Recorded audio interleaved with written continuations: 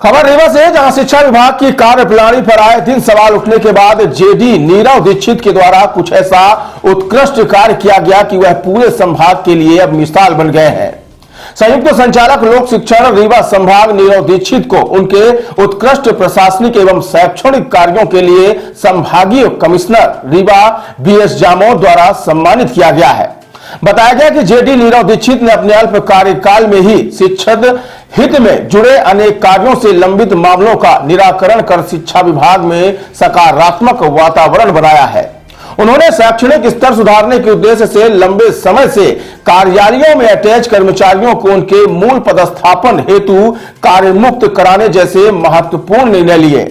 इसके साथ ही कर्मचारियों की क्रमोन्नति, समयमान एवं वेतनमान से संबंधित प्रकरणों में विशेष रुचि लेकर त्वरित निपटारा किया गया।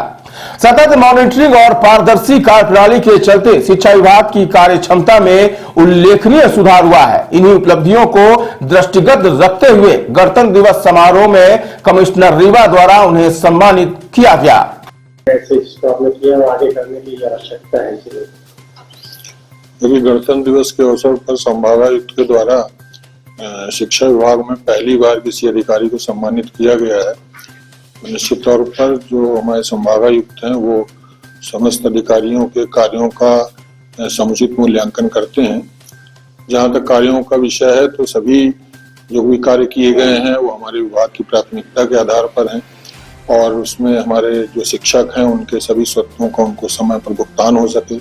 लंबे समय से जो लंबित प्रकरण है, चाहे पेंशन के प्रकरण हो, वेतन निर्धारण के प्रकरण हो, उनका निर्धारण भी समय समय पर हो सके और शिक्षकों को इनके स्वत्वों का लाभ समय पर मिल जाए, यही प्राथमिकता रही है। और जो शिक्षक यदि अटैचमेंट में भी थे उनको भी अपने मूल पदस्थापना स्तर पर भी वापस कराया गया है। तो ये सब हमारे विभाग की प्राथमिकता के काम है और वही मैंने अपनी प्राथमिकता में लेकर उन कार्यों को संपादित किया है। तो यदि कमिश्नर साहब को ये कार्य अच्छे लगे और उन्होंने सम्मानित किया है तो ये उनका बड़ा फल है।